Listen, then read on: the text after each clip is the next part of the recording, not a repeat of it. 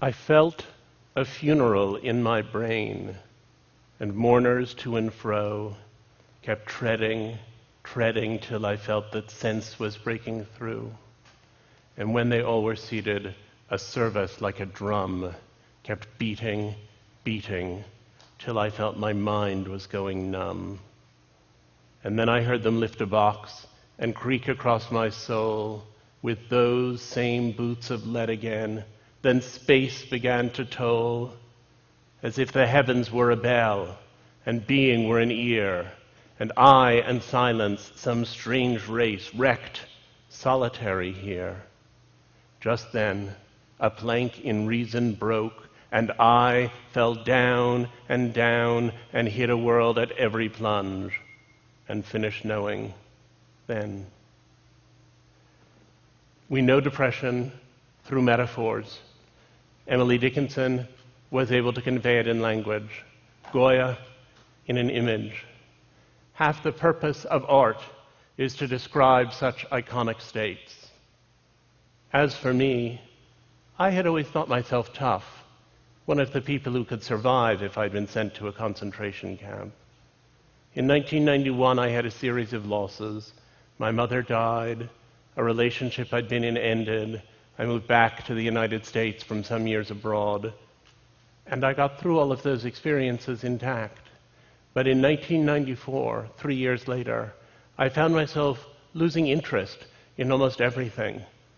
I didn't want to do any of the things I had previously wanted to do, and I didn't know why. The opposite of depression is not happiness, but vitality. And it was vitality that seemed to seep away from me in that moment. Everything there was to do seemed like too much work. I would come home and I would see the red light flashing on my answering machine. And instead of being thrilled to hear from my friends, I would think, what a lot of people that is to have to call back. Or I would decide I should have lunch, and then I would think, but I'd have to get the food out and put it on a plate and cut it up and chew it and swallow it. And it felt to me like the Stations of the Cross. And one of the things that often gets lost in discussions of depression is that you know it's ridiculous. You know it's ridiculous while you're experiencing it. You know that most people manage to listen to their messages and eat lunch and organize themselves to take a shower and go out the front door, and that it's not a big deal. And yet, you are nonetheless in its grip, and you are unable to figure out any way around it. And so, I began to feel myself doing less, and thinking less, and feeling less.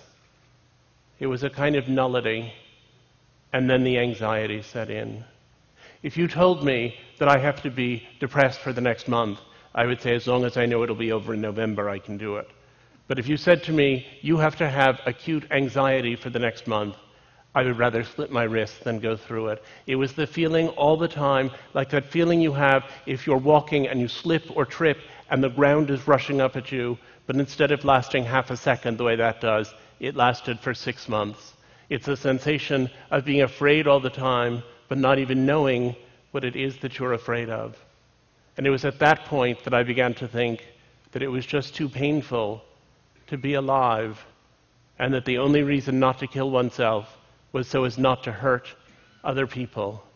And finally one day, I woke up and I thought perhaps I'd had a stroke, because I lay in bed completely frozen, looking at the telephone, thinking something is wrong and I should call for help.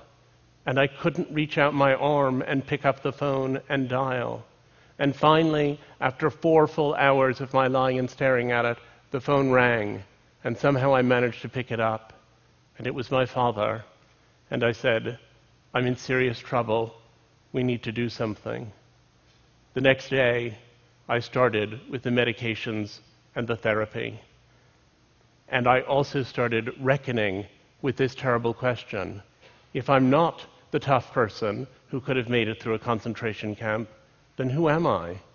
And if I have to take medication, is that medication making me more fully myself?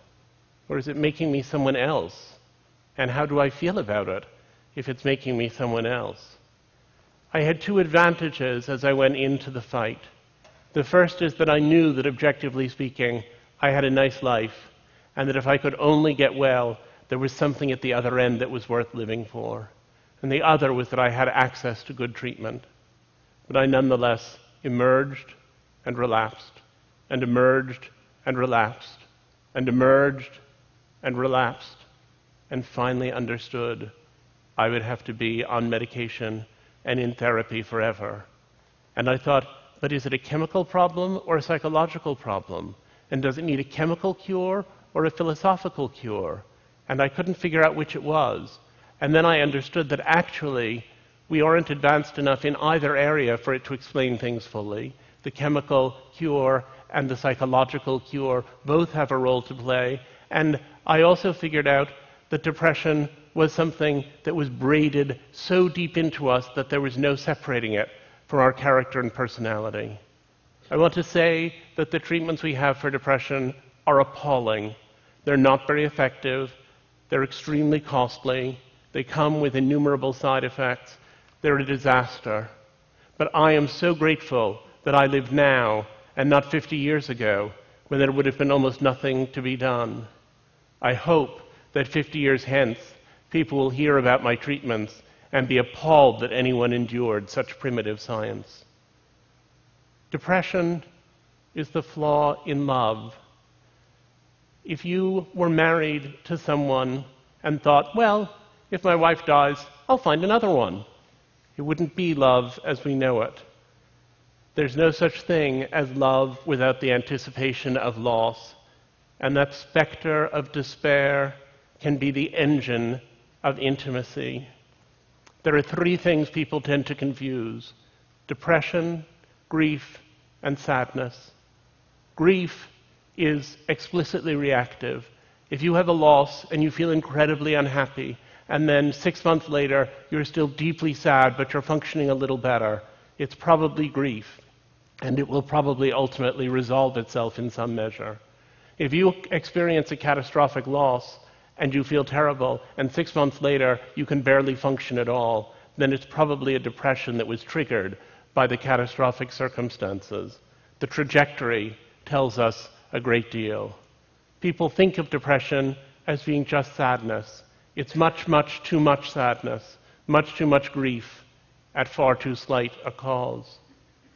As I set out to understand depression and to interview people who had experienced it, I found that there were people who seemed, on the surface, to have what sounded like relatively mild depression, who were nonetheless utterly disabled by it.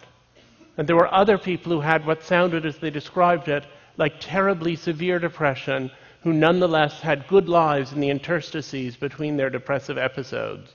And I set out to find out what it is that causes some people to be more resilient than other people. What are the mechanisms that allow people to survive? And I went out and I interviewed person after person who was suffering with depression. One of the first people I interviewed described depression as a slower way of being dead. And that was a good thing for me to hear early on, because it reminded me that that slow way of being dead can lead to actual deadness, that this is a serious business. It's the leading disability worldwide, and people die of it every day. One of the people I talked to when I was trying to understand this was a beloved friend who I had known for many years and who had had a psychotic episode in her freshman year of college and then plummeted into a horrific depression. She had bipolar illness, or manic depression as it was then known.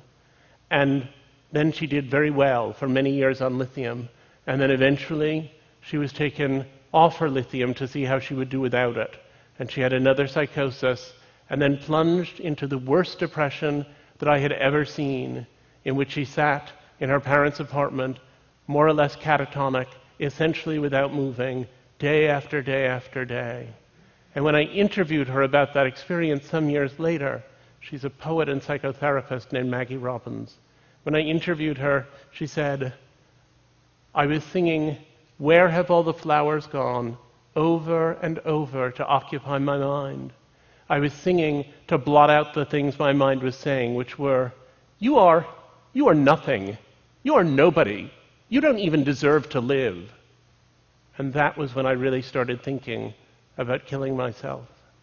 You don't think in depression that you've put on a gray veil and are seeing the world through the haze of a bad mood.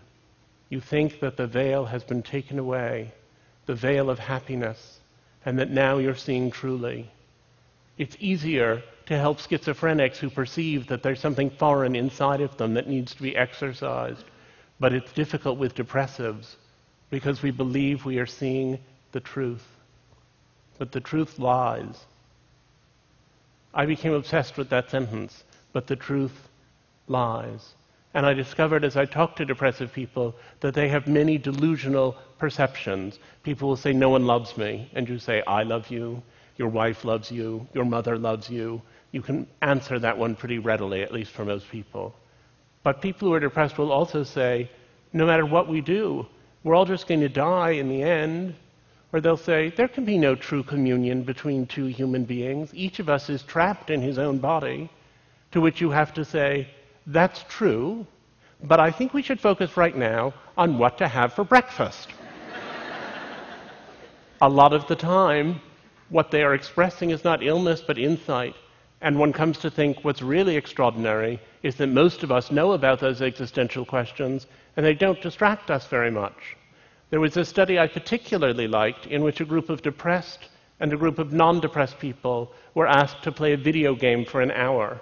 And at the end of the hour, they were asked how many little monsters they thought they had killed. The depressive group was usually accurate to within about 10%. And the non-depressed people guessed between 15 and 20 times as many little monsters as they had actually killed. A lot of people said when I chose to write about my depression that it must be very difficult to be out of that closet, to have people know. They said, do people talk to you differently? And I said, yes, people talk to me differently. They talk to me differently insofar as they start telling me about their experience, or their sister's experience, or their friend's experience. Things are different because now I know that depression is a family secret that everyone has. I went a few years ago to a conference, and on Friday of the 3-day conference, one of the participants took me aside and she said, I suffer from depression and I'm a little embarrassed about it, but I've been taking this medication and I just wanted to ask you what you think. And so I did my best to give her such advice as I could. And then she said, you know, my husband would never understand this. He's really the kind of guy to whom this wouldn't make any sense. So it's just between us. And I said, yes, that's fine. On Sunday at the same conference, her husband took me aside. And he said, my wife wouldn't think that I was really much of a guy if she knew this, but I've been dealing with this depression and I'm taking some medication and I wondered what you think. They were hiding the same medication in 2 different places in the same bedroom. And I said that I thought communication within the marriage might be triggering some of their problems. But I was also struck by the burdensome nature of such mutual secrecy. Depression is so exhausting. It takes up so much of your time and energy, and silence about it, it really does make the depression worse. And then I began thinking about all the ways people make themselves better. I'd started off as a medical conservative. I thought there were a few kinds of therapy that worked. It was clear what they were. There was medication, there were certain psychotherapies, there was possibly electroconvulsive treatment, and that everything else was nonsense. But then I discovered something. If you have brain cancer and you say that standing on your head for 20 minutes every morning makes you feel better, it may make you feel better, but you still have brain cancer and you'll still probably die from it. But if you say that you have depression and standing on your head for 20 minutes every day makes you feel better, then it's worked, because depression is an illness of how you feel. And if you feel better, then you're effectively not depressed anymore. So I became much more tolerant of the vast world of alternative treatments. And I get letters. I get hundreds of letters from people writing to tell me about what's worked for them. Someone was asking me backstage today about meditation. My favorite of the letters that I got was the one that came from a woman who wrote and said that she had tried therapy, she had tried medication, she had tried pretty much everything, and she had found a solution and hoped I would tell the world. And that was making little things from yarn. She sent me some of them, and I'm not wearing them right now. I suggested to her that she also should look up obsessive-compulsive disorder in the DSM. And yet, when I went to look at alternative treatments, I also gained perspective on other treatments. I went through a tribal exorcism in Senegal that involved a great deal of ram's blood, and that I'm not going to detail right now. But a few years afterwards, I was in Rwanda working on a different project, and I happened to describe my experience to someone. And he said, well, you know, that's West Africa, and we're in East Africa, and our rituals are in some ways very different, but we do have some rituals that have something in common with what you're describing. And I said, oh, and he said, yes. He said, but we've had a lot of trouble with Western mental health workers, especially the ones who came right after the genocide. And I said, what kind of trouble did you have? And he said, well, he said they would do this bizarre thing. He said they didn't take people out in the sunshine where you begin to feel better. They didn't include drumming or music to get people's blood going. They didn't involve the whole community. They didn't externalize the depression as an invasive spirit. Instead, what they did was they took people, one at a time, into dingy little rooms and had them talk for an hour about bad things that had happened to them.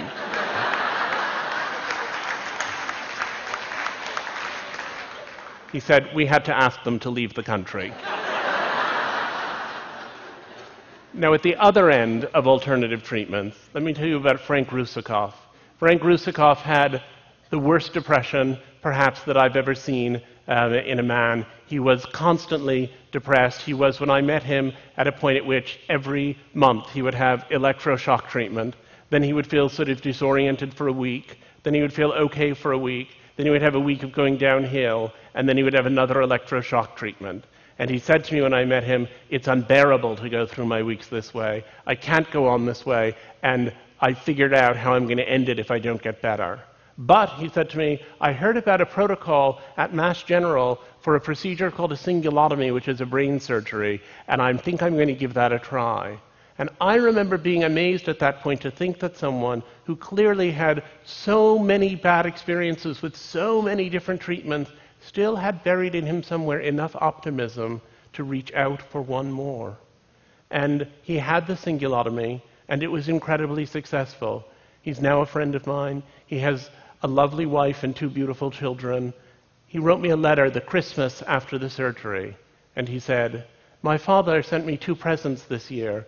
First, a motorized CD rack from the Sharper Image that I didn't really need, but I knew he was giving it to me to celebrate the fact that I'm living on my own and have a job I seem to love. And the other present was a photo of my grandmother, who committed suicide. As I unwrapped it, I began to cry, and my mother came over and said, are you crying because of the relatives you never knew? And I said, she had the same disease I have. I'm crying now as I write to you. It's not that I'm so sad, but I get overwhelmed. I think because I could have killed myself, but my parents kept me going, and so did the doctors, and I had the surgery. I'm alive and grateful. We live in the right time, even if it doesn't always feel like it. I was struck by the fact that depression is broadly perceived to be a modern Western middle-class thing, and I went to look at how it operated in a variety of other contexts. And one of the things I was most interested in was depression among the indigent. And so I went out to try to look at what was being done for poor people with depression. And what I discovered is that poor people are mostly not being treated for depression. Depression is the result of a genetic vulnerability, which is presumably evenly distributed in the population, and triggering circumstances, which are likely to be more severe for people who are impoverished. And yet, it turns out that if you have a really lovely life but feel miserable all the time, you think, why do I feel like this? I must have depression. And you set out to find treatment for it. But if you have a perfectly awful life and you feel miserable all the time, the way you feel is commensurate with your life. And it doesn't occur to you to think, maybe this is treatable. And so we have an epidemic in this country of depression among impoverished people that's not being picked up, and that's not being treated, and that's not being addressed. And it's a tragedy of a grand order. And so I found an academic who was doing a research project in slums outside of DC, where she picked up women who had come in for other health problems and diagnosed them with depression, and then provided 6 months of the experimental protocol. One of them, Lolly, came in, and this is what she said the day she came in. She said, and she was a woman, by the way, who had 7 children. She said, "I used to have a job, but I had to give it up because I couldn't go out of the house. I have nothing to say to my children. In the morning, I can't wait for them to leave, and then I climb in bed and pull the covers over my head. And 3 o'clock when they come home, it just comes so fast." She said, "I've been taking a lot of Tylenol, anything I can take so that I can sleep more. My husband has been telling me I'm stupid, I'm ugly. I wish I could stop the pain." Well, she was brought into this experimental protocol, and when I interviewed her 6 months later, she had taken a job working in childcare for the US Navy. She had left the abusive husband, and she said to me, "My kids are so much happier now." She said, "There's one room in my new place for the boys and one room for the girls, but at night they're just all up on my bed and we're doing homework all together and everything. One of them wants to be a preacher, one of them wants to be a firefighter, and one of the girls says she's going to be a lawyer. They don't cry like they used to, and they don't fight like they did. That's all I need now, is my kids. Things keep on changing. The way I dress, the way I feel, the way I act. I can go outside not being afraid anymore, and I don't think those bad feelings are coming back. And if it weren't for Dr. Miranda and that, I would still be at home with the covers pulled over my head, if I were still alive at all. I asked the Lord to send me an angel, and he heard my prayers." I was really moved by these experiences, and I decided that I wanted to write about them, not only in a book I was working on, but also in an article. And so I got a commission from the New York Times Magazine to write about depression among the indigent. And I turned in my story, and my editor called me and said, "We really can't publish this." And I said, "Why not?" And she said, "It just is too far-fetched. These people who are sort of at the very bottom rung of society, and then they get a few months of treatment, and they're virtually ready to run Morgan Stanley. It's just too implausible." She said, "I've never even heard of anything like it." And I said, "The fact that you've never heard of it is an indication that it is news."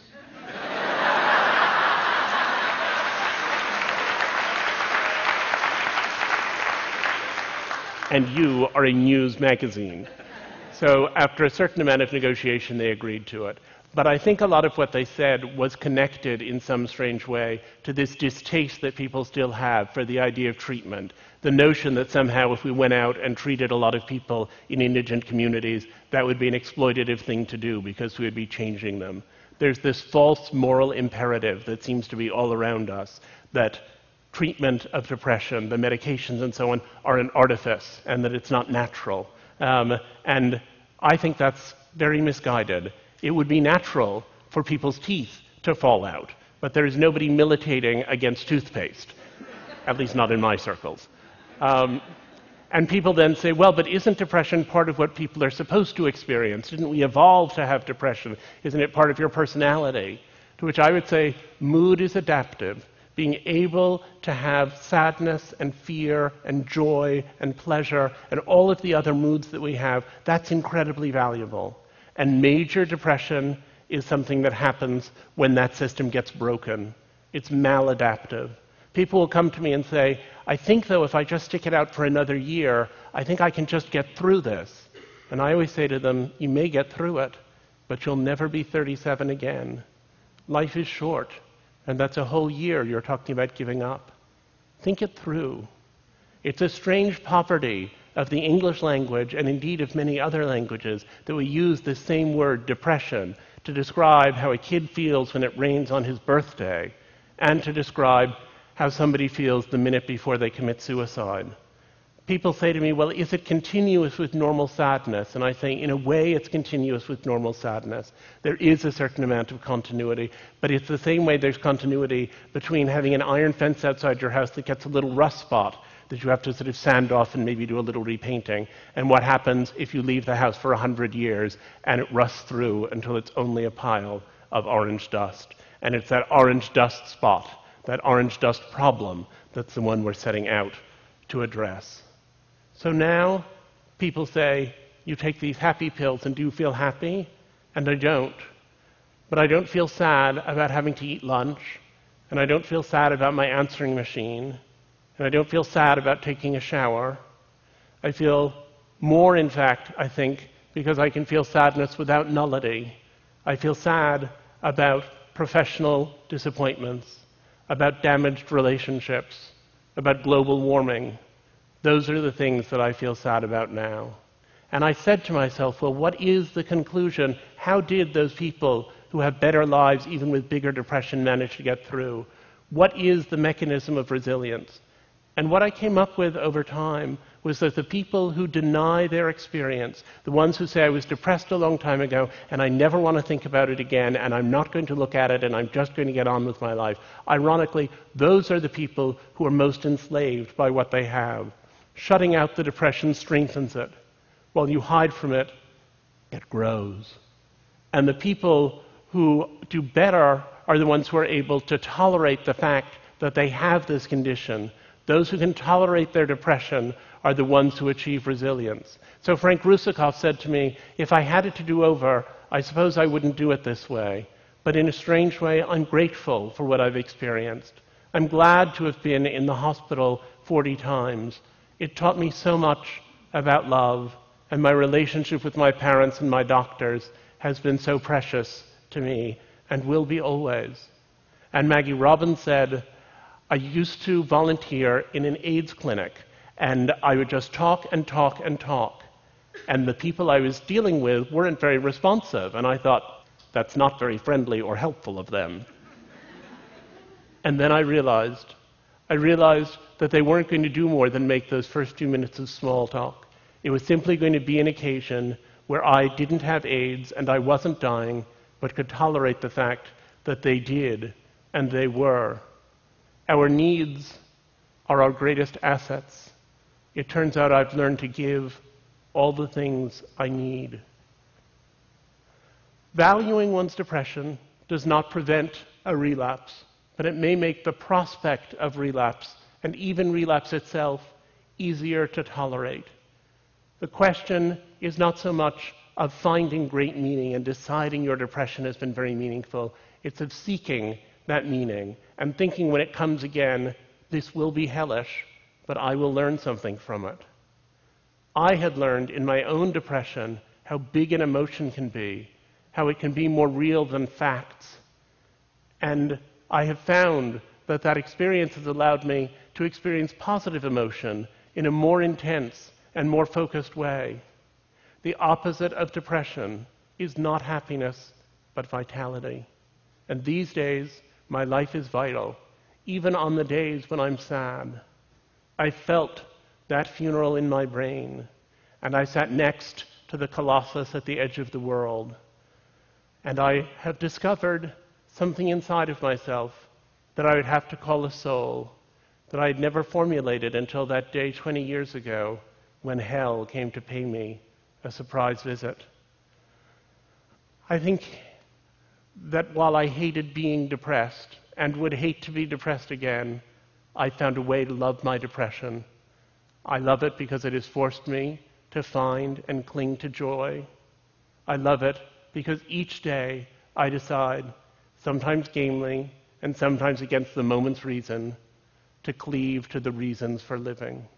And that, I think, is a highly privileged rapture. Thank you.